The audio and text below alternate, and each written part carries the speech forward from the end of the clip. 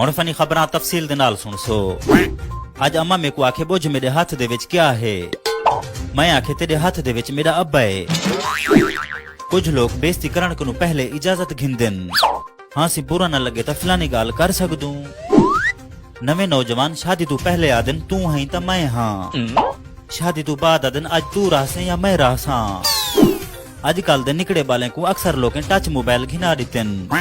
असा जदा छोटे होंदे आसे 7 साल दी उम्र तक मिट्टी खंदे हासे। तहकीक दे मुताबिक शुगर दा मरीज चीनी दे नाल शादी कर सकदे। कुछ लोग 10 रुपया मूंगफलियां घिंदे हुए रेडियले को गालियां चला ते 20 रुपया इवें खा वेंदन।